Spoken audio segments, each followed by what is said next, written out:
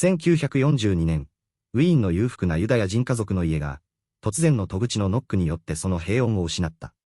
警察官たちが入り込み、家族全員が強制収容所へ送られる。その若き医師の一人が、後に世界に衝撃を与える思想を生み出すことになるビクトル・フランクルだった。彼は当時、精神医学と神経学の分野ですでに一定の評価を得ていた。フロイトやアドラーの影響を確かに受けつつも、その理論に違和感を抱いていた。フロイトが、快楽原則アドラーが、権力意志を人間の根源的動機と見る中、フランクルは問うた。では、苦しみの中にあっても、なぜ人は生きようとするのか、この問いは、彼がアウシュビッツやダッハウといった地獄を実際に歩むまで、理論の域を出なかった。収容所の鉄条網の内側で、彼は見た。人々が次々と精神的にも肉体的にも崩れていくよう。しかし、同時に、ある共通点を持つ人々が、極限の苦痛の中でも心を保ち続けていることに気づいた。彼らはみんな、何か意味あるものを信じていた。たとえそれが、遠く離れた家族との再会という単純な希望であっても、あるいは未完の研究原稿を完成させるという抽象的な使命感であっても、その意味が彼らの魂を支えていた。ある日、彼は裸のまま列に並び、凍える冬の朝に立ち尽くしていた。その時、内なる声がした。この苦痛に意味を見出すことができれば、あなたはこの地獄から精神的にでも自由になれる。この瞬間、ロゴテラピーの核となる思想が、理論ではなく、血と涙を伴った体験として誕生した。彼は後に、人間はそれを求めるの中で、人間はどんな状況下でも、それに対する態度を選ぶ自由があると記す。この態度の自由こそ、収容所という絶対的な抑圧の中で、人間が最後まで奪われることのない自由だった。彼は、収容所の囚人たちが次第に、存在の空虚に飲み込まれていくよう観察した。彼らは肉体的にも疲弊する前に、まず、生きる意味を失っていた。目的のない日々が、彼らの心を徐々に蝕んでいく。フランクルは、この状態を、存在の真空と呼んだ。それは、現代社会においても強く共鳴する現象だった。物質的に満たされ、技術的に進歩した21世紀の都市でも、多くの人々が、なぜ生きるのか、という問いに答えを持てずにいる。フランクルのロゴテラピーは、第3のウィーン精神療法学派、と呼ばれる。第1がフロイトの精神分析、第2がアドラーの個人心理学、そして第3がフランクルの意味の心理学である。彼は、フロイトの快楽原則を否定するわけではないが、それだけでは人間の行動を説明しきれないという立場を取った。例えば、ある患者が癌の告知を受けた後も、治療に前向きに取り組み、家族のために残された時間を大切にしようと決意する。これは快楽の追求ではない。むしろ、苦しみの中にあっても、意味を発見しようとする意志の表れだった。フランクルはこれを、意味への意志、ウィル。トゥーミーニングと呼んだ。人間は、快楽を求めること以上に、意味を求めている。そして、その意味が見出せないとき、精神的な危機が生じる。彼の臨床現場では、特に、存在の空虚に陥った若者たちが多く見られた。彼らは学業や職業に不自由がないにもかかわらず、何のために生きているのかがわからず、無気力や抑うつに陥っていた。ある大学生は、フランクルにこう訴えた。勉強も仕事もできます。でも、それが何の意味があるのか、わかりません。フランクルは、彼に、あなたが誰かを愛しているかどうかと尋ねた。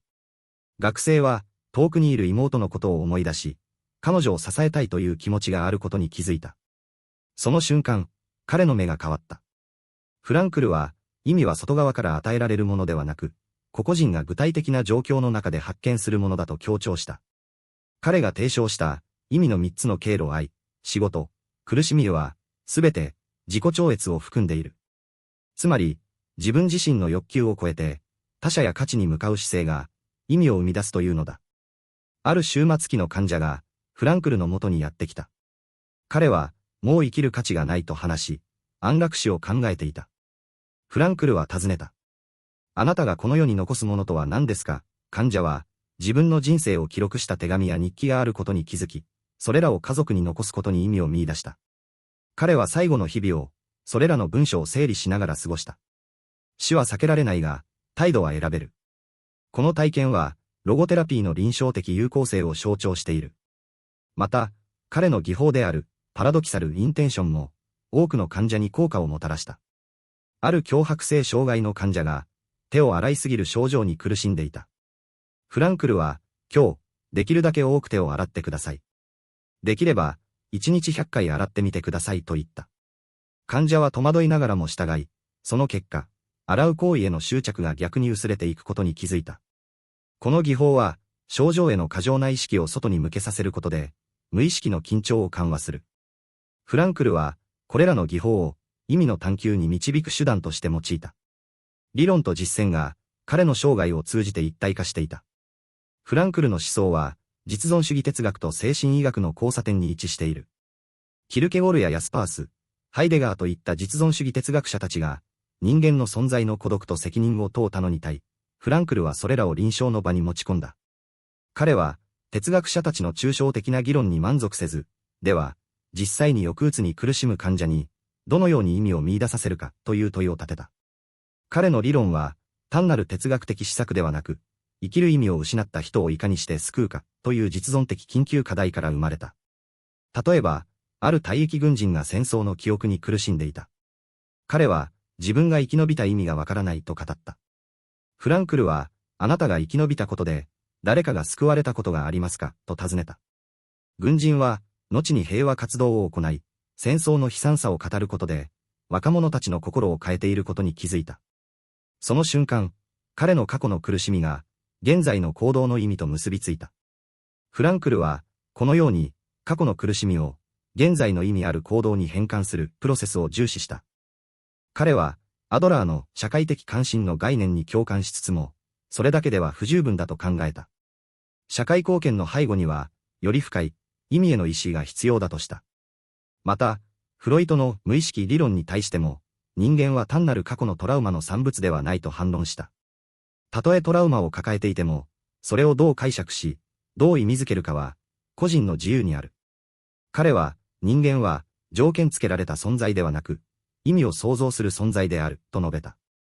この思想は、当時の心理学界に新風を吹き込んだ。彼は、精神分析が、過去を掘り返すことに注力するのに対し、ロゴテラピーは、未来に向かって意味を見出すことを促す。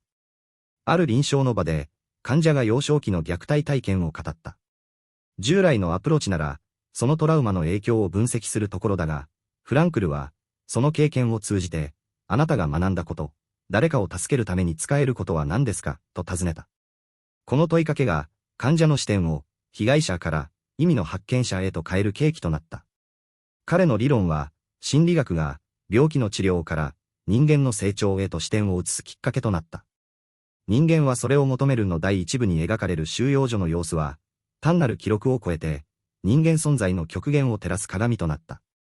フランクルは、収容所での日々を、冷徹な観察者の視点で叙述する。死体を運ぶ囚人たちが、労働の合間に笑い合う様子。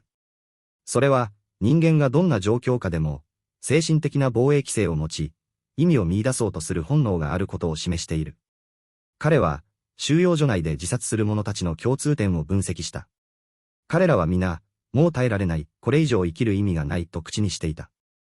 一方、生き延びた者たちは、たとえわずかな希望でも、それを意味として掴んでいた。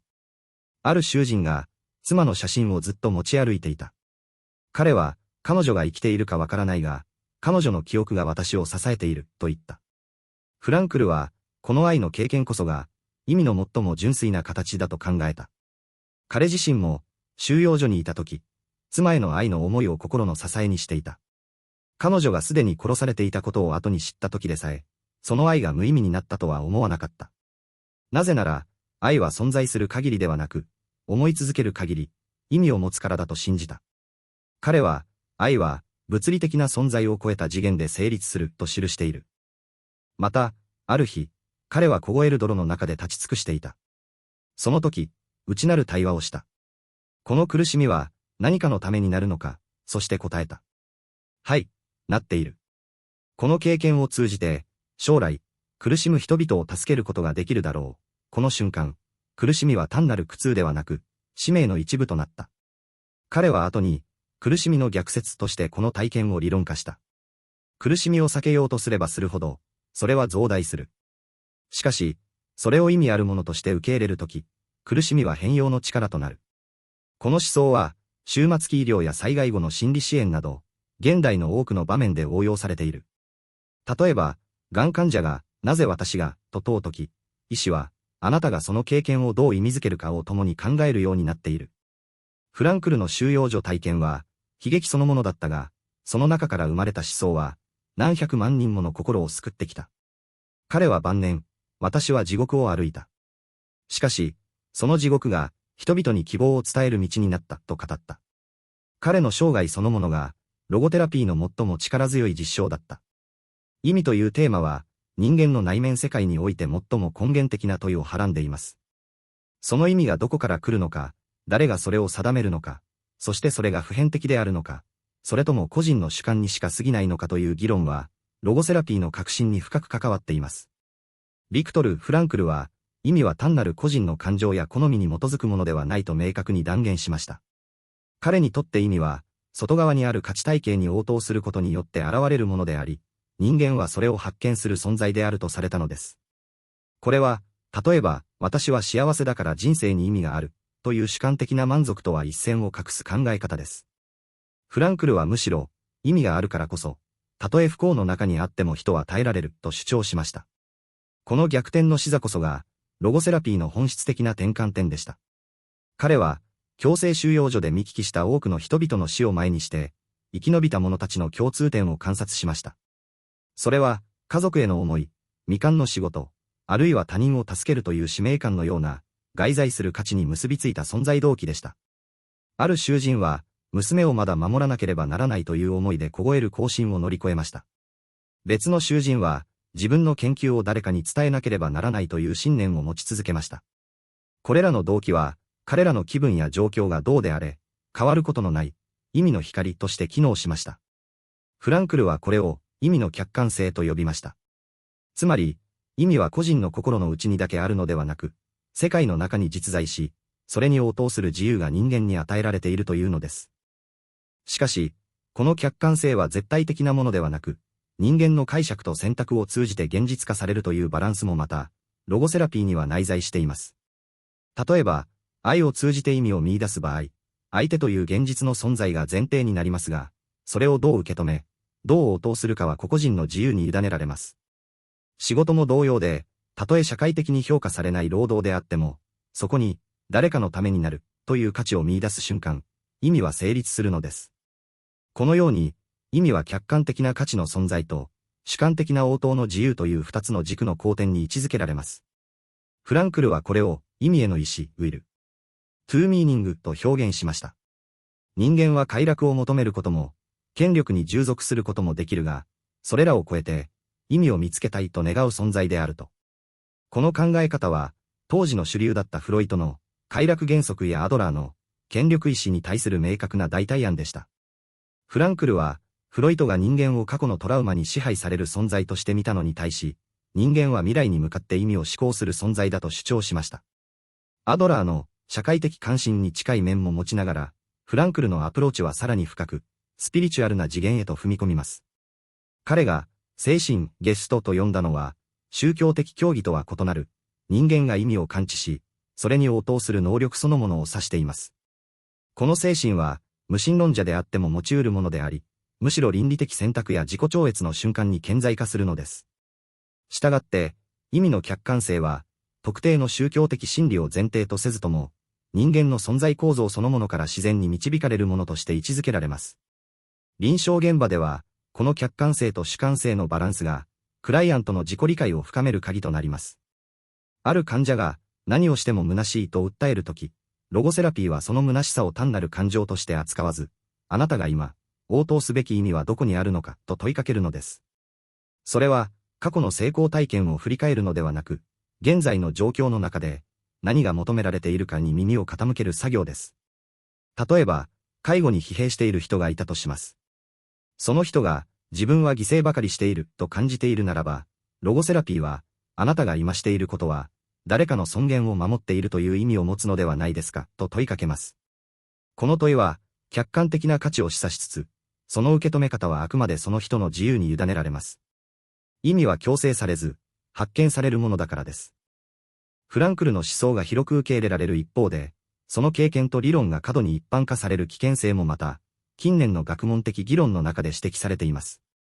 彼の人間はそれを求めるは、ホロコーストという人類史上類稀な悲劇を背景に語られた個人的証言であり、その深さと真実性は誰もが認めるところです。しかし、そのメッセージが、どんな苦しみにも意味を見出せるはずだ、という万能的な教訓として解釈されることは、かえって被害者の声を歪めるリスクをはらんでいます。例えば、ある人が重度の虐待を受けてきた場合、単に、そこから何を学んだか、と問うことは、かえってその苦痛を正当化する結果になりかねません。フランクル自身は、苦しみに意味があるとは言っていません。彼が強調したのは、苦しみを避けられないとき、それを通して何を成し遂げられるか、という視点の転換です。つまり、苦しみ自体が価値を持つわけではなく、それにどう応答するかに意味が生まれるという、極めて慎重な立場でした。しかし、そのニュアンスが失われると、すべての苦しみには意味があるはずだ、という誤解が生じ、逆に苦しむ人々にさらなる負担をかけることになります。また、フランクルの収容所体験が、まるで普遍的な人間モデルであるかのように扱われることへの批判もあります。アウシュビッツでの彼の生き残りは、単なる精神的強さだけの結果ではなく、医師としてのスキル、言語能力、あるいは一時的に与えられた特権的な職務といった、多くの偶発的要因によるものでもありました。ある研究では、フランクルが収容所内で、衛生監督官としての地位を得たことが、生存率に大きく影響したと指摘されています。このような構造的な要因が排除されたまま、誰もが彼のように意味を見出せるはずだ、というストーリーが語られることは、実際の生存者の多様な体験を覆い隠してしまう危険があります。さらに、彼の思想がアメリカのポジティブ思考文化と融合したことで、本来の厳粛さが希薄化されているという指摘も存在します。例えば、前向きに考えれば何でも乗り越えられる、という自助本的な解釈は、フランクルの意味への意志の哲学的重みを失墜させてしまいます。彼が語ったのは、希望を持てという励ましではなく、たとえ希望が見えなくても、応答する自由は残されているという、より根源的な人間の尊厳についてでした。この際は、極限状況に置かれた人々に対する配慮の有無に直結します。したがって、フランクルの理論を用いる際には、その起源である歴史的、個人的文脈を常に意識する必要があります。彼の言葉は、あくまで、ある人が、ある状況で、ある選択をした、という証言であり、すべての人に対して同じ応答を強いるものではないのです。むしろ、ロゴセラピーの真髄は、あなたには選ぶ自由がある、という謙虚な信頼にこそあると言えるでしょう。フランクルの自伝的叙述、特に人間はそれを求めるに描かれた自己像は、多くの読者にとって英雄的で、模範的な存在として受け止められています。しかし、その物語は、ある種の理想化を伴っているとも言えます。彼は、収容所生活の中で常に冷静で、他者を励まし、哲学的洞察を失わなかった人物として描かれます。実際、多くの同時代人の証言が彼の献身を裏付けていますが、その叙述には、苦しみや無力感、怒りといったより人間的な感情の描写が控えめにされている点に注意が必要です。例えば、彼が妻への愛を思いながら生き延びたというエピソードは、非常に感動的ですが、その一方で、彼が実際に妻の死を知った時の深い絶望や、それに対する長い沈黙については、ほとんど言及されていません。また、彼が、どんな状況でも意味を見出せる、と述べる一方で、収容所内の多くの人々が、意味を見失い、自殺していった現実もまた、物語の陰に隠れがちです。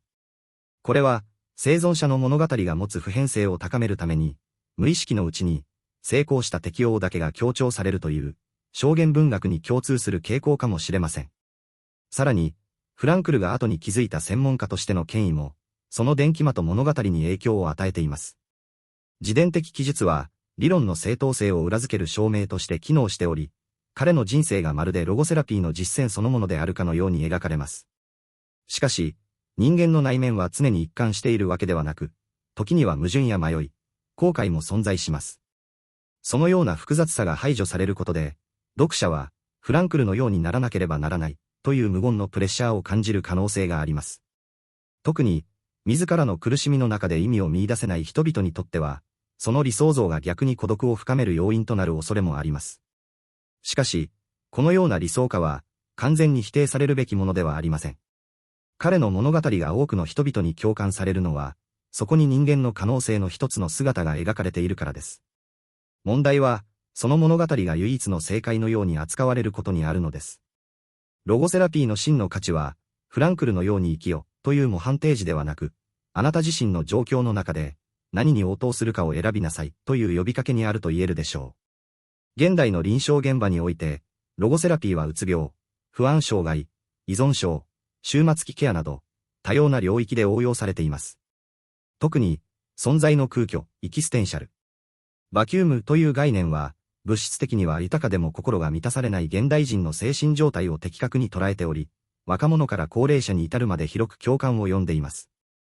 ある臨床研究では、若年層の無気力や自傷行為の背景に、明確な目的意識の欠如が見られ、ロゴセラピー的アプローチが改善に寄与したと報告されています。セラピストは、あなたが大切にしていることは何ですか？誰かがあなたを必要としている瞬間はありますか？といった問いを通じて、クライアントが自らの価値に気づく手助けをします。終末期患者へのアプローチでは、ロゴセラピーが特に力を発揮します。がん患者や進行性疾患の患者に対して、残された時間をどう生きたいか、誰に何を伝えたいか、という問いが投げかけられます。ある事例では、余命幾ヶ月と宣告された男性が、これまで仕事に没頭しすぎて家族との関係をおろそかにしていたことに気づき、最後の数ヶ月を妻や子供と語り合う時間に充てました。彼は、人生の意味は、自分が何を成し遂げたかではなく、誰に何を残したかだ、と語り、死への恐れが和らいだと述べています。このような経験は、苦しみの逆説を体現しており、状況は変わらなくても、その受け止め方が変わることで、人間の内面は変容し得るということを示しています。また、職場のメンタルヘルスプログラムや教育現場でも、ロゴセラピーのエッセンスが取り入れられています。教員が生徒に、あなたが学ぶ意味はどこにあると思うか、と問いかけることで、学習意欲の向上が見られたという報告もあります。企業では、従業員のモチベーション低下に対して、あなたの仕事は誰かの生活をどう支えているか、という視点を共有することで、仕事の意義を再発見する支援が行われています。これらの応用は、フランクルの思想が時代を超えて生き続けている証です。彼が極限の経験から導き出した人間観は、今日の私たちが直面する見えない苦悩に対しても、静かで確かな光を灯し続けています。人間の心には、満たされない何かが常に潜んでいる。それは飢えでも渇きでもない。物質的不足を超えた、根源的な空虚感、存在の根拠そのものが揺らぐような感覚。この状態を、ビクトル・フランクルは、実存的空虚と呼び、現代社会の隠れた病とみなした。彼が収容所から生還した後、ヨーロッパからアメリカにかけて広がっていたのは、戦争の傷が癒えても、心が再び立ち上がれない人々の群れだった。医療技術は進歩していた。生活は安定していた。しかし、人々の目はどこか焦点を失っていた。フランクルは、この現象に名前をつけた。それは、意味がないという告白ではない。むしろ、意味を探しているのに、どこにも見つからないという、静かな絶望だった。この空虚感は、伝統的な宗教や家族、共同体の価値観が崩壊した20世紀半ばの西欧社会で特に顕著になった。かつては、信仰が人生の目的を教えてくれた。職業は家業として継がれ、死は儀礼の中で意味づけられた。だが産業化と都市化が進むにつれ、個人は選択の自由を得た一方で、その自由の重さに耐えきれなくなった。価値が相対化され、何が正しいのかわからなくなる瞬間、人は無力感に襲われる。フランクルは、こうした人々を診察する中で、抑うつや不安の背後に、単なる神経症を超えた、存在の危機があることに気づいた。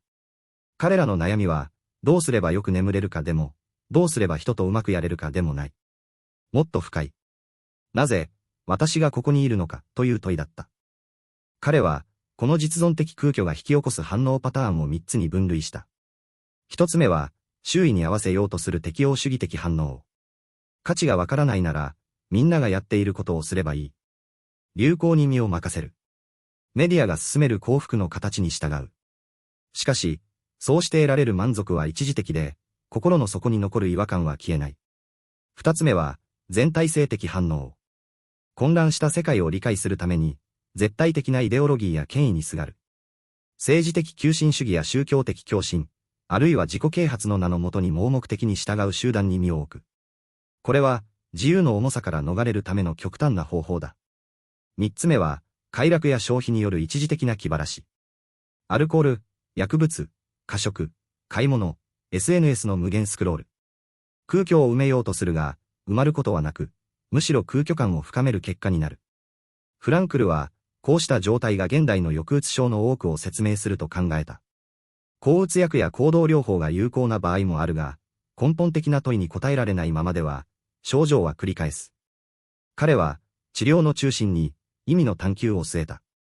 患者に、あなたが今日、生きている理由は何ですかと問うた。答えが即座に出てこないことは、むしろ当然だと彼は言った。重要なのは、問い続けること。例えば、ある中年の男性が、退職後に生きがいを失い、毎日ベッドから出られなくなっていた。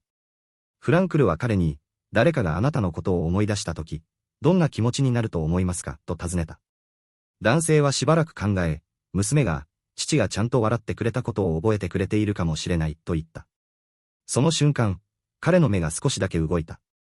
意味は、大それたものである必要はない。誰かの記憶の中に、自分の存在が価値として残っているという事実。それが、実存的空虚を満たす第一歩になる。苦しみは避けられない。病気、喪失、老い、死。これらは誰にでも訪れる。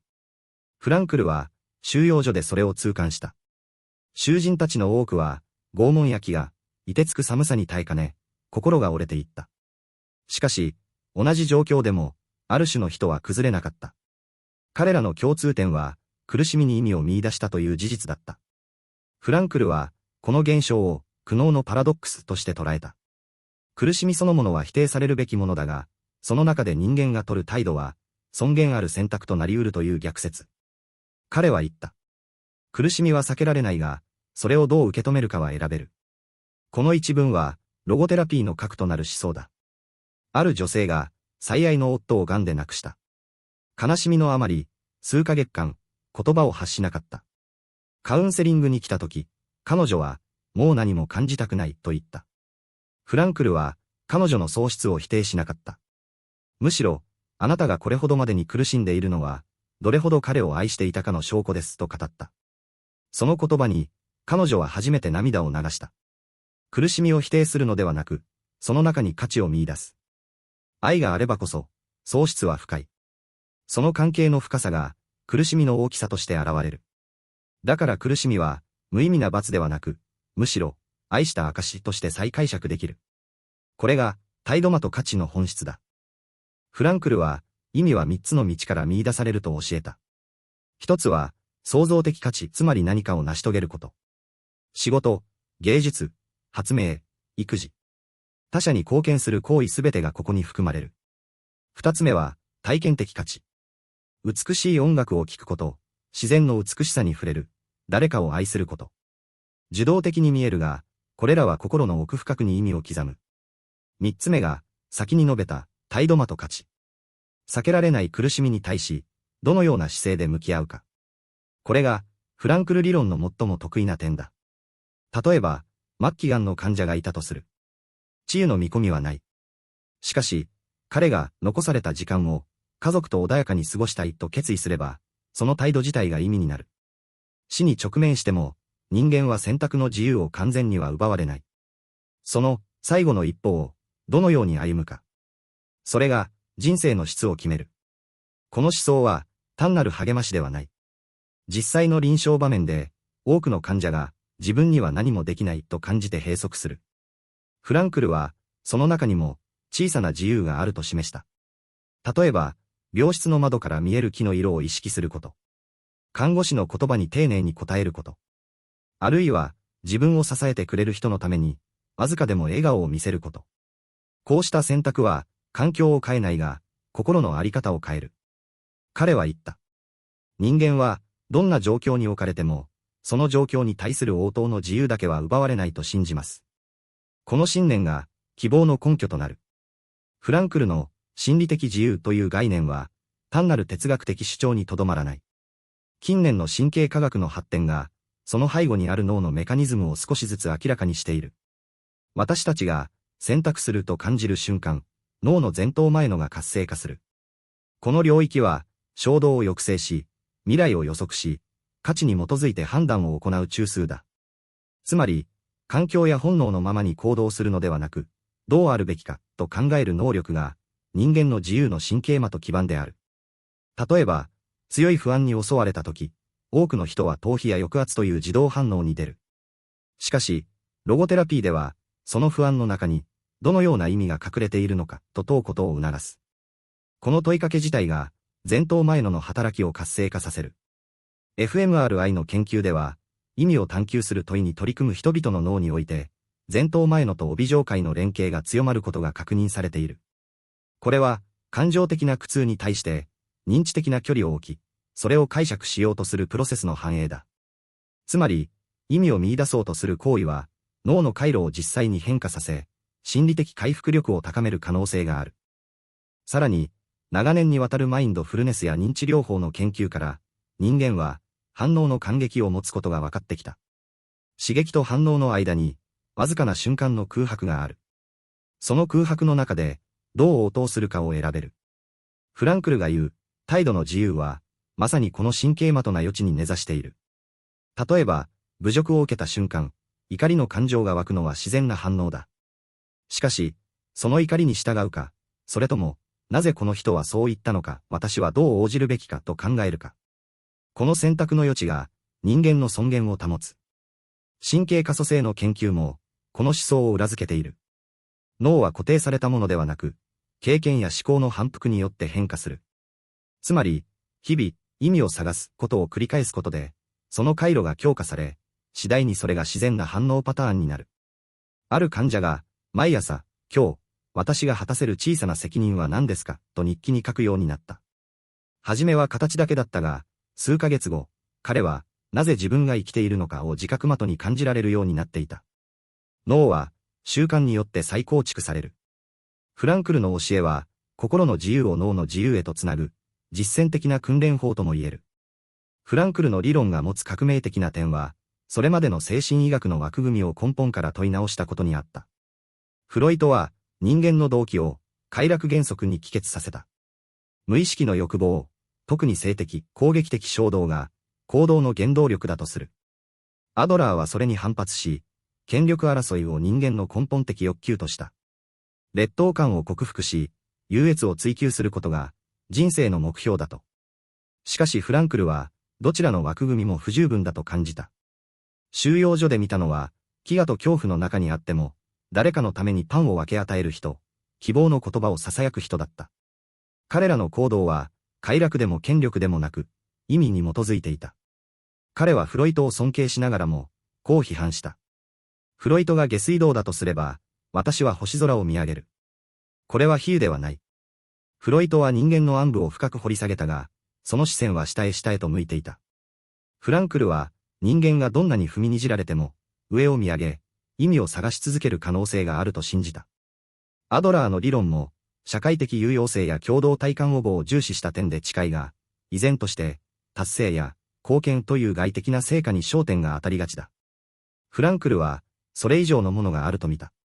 たとえ誰にも知られず、目に見える成果がなくても、苦しみの中に尊厳を持って応答することが、意味になる。ある臨床ケースで、重度の抑うつに苦しむ若い女性がいた。彼女は、何もできない、価値がないと繰り返した。従来のアプローチなら、行動活性化や認知の修正が行われる。しかしフランクル的アプローチでは、あなたが今、耐えているこの苦しみに、どのような意味があると思いますかと問うた。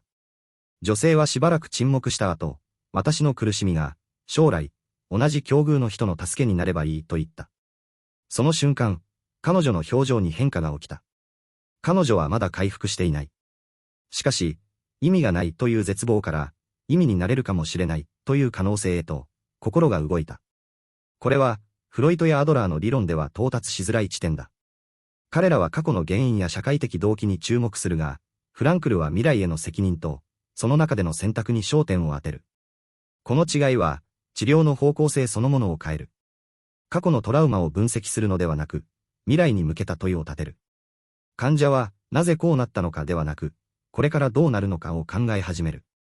この未来思考が、ロゴテラピーの特徴だ。フランクルは、人間を原因の存在ではなく、目的の存在と見た。私たちは、過去の出来事に決まるのではなく、自分が選ぶ意味に向かって生きる存在だ。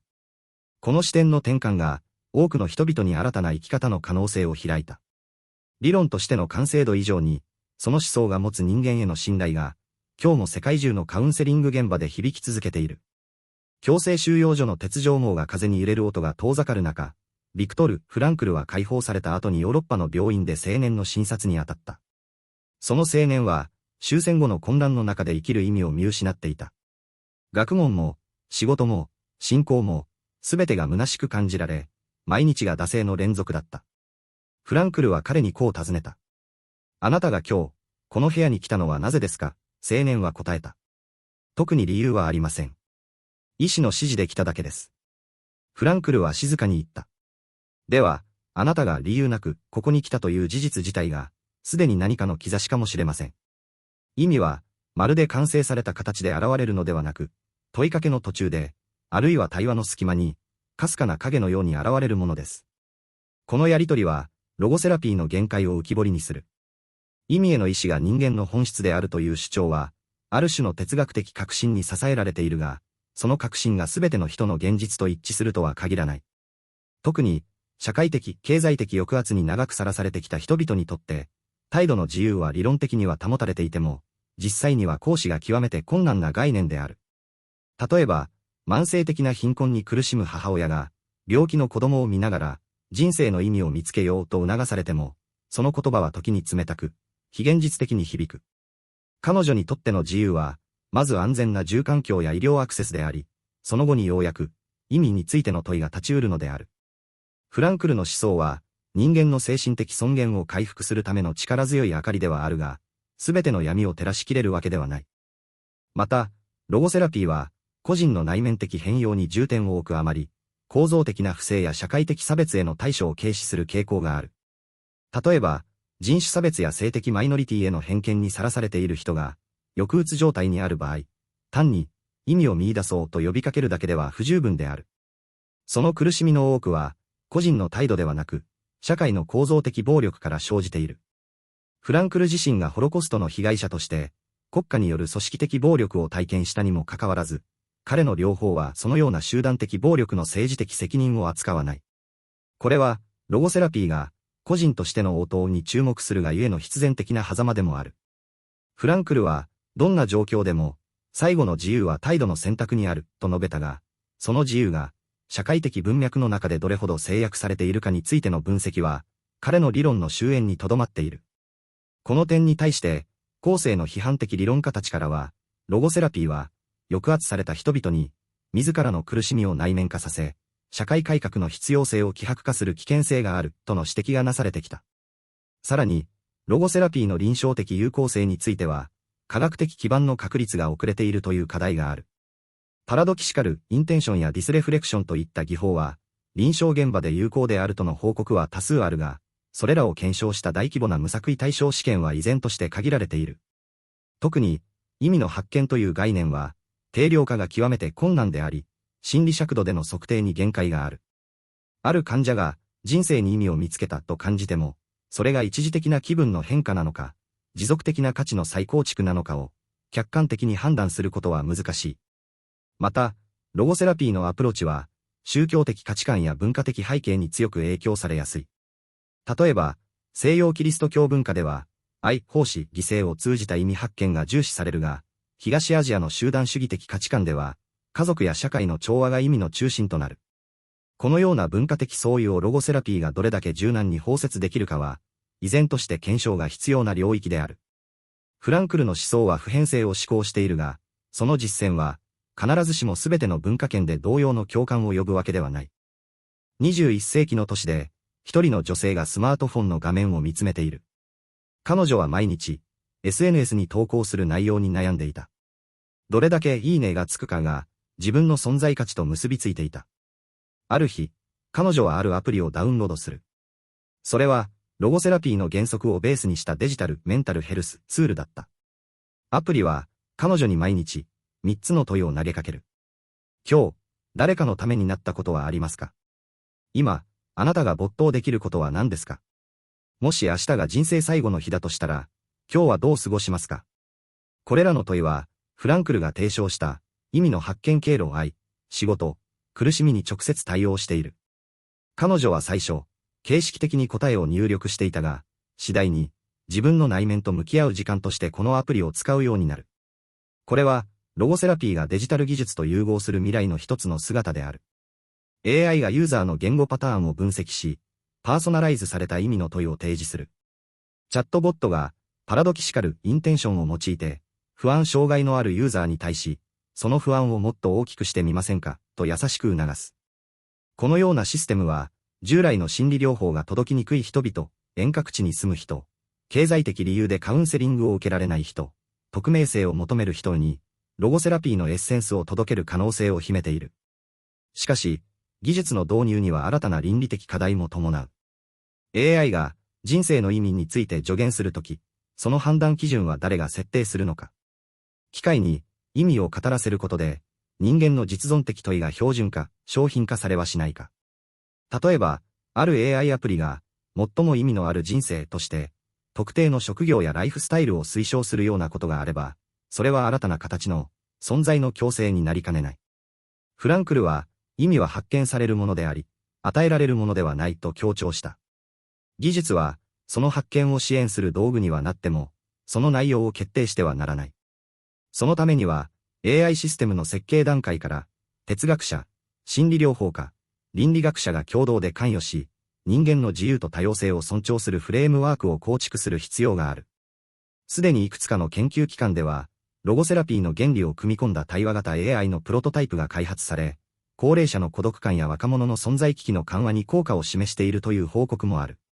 特に、終末期の患者に対して、AI が、これまでの人生で、あなたが誰かに与えた最も大切なものは何ですかと問いかけることで、死への需要と意味の統合が促進されるケースが確認されている。また、ロゴセラピーの思想は、教育現場や組織マネジメントにも新たな応用が広がっている。ある大学では、新入生向けのオリエンテーションプログラムに、意味の探求ワークショップを導入している。学生たちに、なぜ、あなたはこの学部に進学しましたか ?10 年後の自分に、今の選択はどんな意味を持っていますかと問うことで、学ぶことの動機を内面化させる。企業では、従業員の離職率が高まる中、意味のある働き方をテーマにした研修が実施されている。マネージャーたちに、あなたのチームが社会に与える価値は何ですかと問うことで、単なる業績達成から、より深い使命感へのシフトが促されている。このような応用は、ロゴセラピーがもはや、治療の枠を超え、人間の成長と社会の持続可能性を支える思想資源として再解釈されつつあることを示している。環境危機に直面する現代社会においても、地球のために生きるという大義を通じて、個人が存在の意味を見出す試みが始まっている。フランクルが予見した存在の空虚は、消費社会の進化とともにますます深刻化しているが、その空虚を埋める手段として、ロゴセラピーの思想は、デジタル技術やグローバル課題という新たな文脈の中で、再びその生命力を示している。夜明け前のウィーンの病院の廊下を、一人の老人がゆっくりと歩いている。彼はかつて、戦争の傷跡を抱え、人生に意味を見出せずにいた。だが、数十年にわたり、フランクルの思想に触れる中で、自分なりの答えを一つずつ探してきた。彼は今、終末期の患者たちと語り合うボランティアをしている。ある日、癌の末期にある若い女性が、私は何も成し遂げていない。私の人生には、意味がないと涙ながらに言った。老人は、フランクルが収容所で語った言葉を思い出した。意味は、偉大な業績の中にあるのではなく、その瞬間、その人にしかできない応答の中にあります。彼は静かに言った。あなたが今、この瞬間、痛みに耐えながらも、誰かに自分の苦しみを語ろうとしていること。その誠実さこそが、すでに意味です。この対話は、ロゴセラピーの真髄を体現している。意味は、外から与えられるものではなく、人間が苦難や限界に直面したときに、自らの態度として選択するものである。フランクルは、人間の自由を、環境や本能に決定されない最後の領域として位置づけたが、その自由は、孤独な英雄主義ではなく、他者との関係性の中でこそ実現される。愛する者への思い、社会への貢献、たとえ小さなことでも誰かの役に立つ行為これらすべてが、意味の発見の場となる。現代社会は、物質的豊かさと技術的進歩を享受しながらも、存在の空虚に苦しむ人々が増えている。SNS の承認欲求、労働の道具化、人間関係の希薄化これらの現象は、フランクルが警告したニヒリズムの現代的変容である。しかし、彼の思想は、単なる否定ではなく、そこから抜け出す道を示している。それは、悲観的楽観主義と彼が呼んだ態度である。世界の不条理や苦しみを直視しながらも、なお希望を持ち続けること。フランクルは、収容所で、生き延びるという単純な目標ではなく、なぜ生き延びるのかという問いを捨てなかった。その問いが、彼を救った。そして今、その問いは、私たち一人一人に向けられている。ロゴセラピーは、心理療法の一つにとどまらず、現代人が直面する最も深い問い、私はなぜ生きるのかに向き合うための哲学的羅針盤である。それは、宗教的教義に依存せず、科学的分析とも調和しながら、人間の尊厳と自由を回復する試みである。フランクルの遺産は、理論の完璧さではなく、一人の人間が絶望の底からでも、意味を見出そうとする力への信じることにある。私たちが直面する未来は、AI の進化、気候変動、社会の分断どれも容易に解決できるものではない。しかし、その中でこそ、どう生きるかという問いが、ますます重要になる。意味の探求は、終わりのない旅である。答えは一つではなく、日々、新たな形で現れる。フランクルが残したメッセージは、シンプルでありながら、限りなく深い。人生はあなたに問いを投げかけている。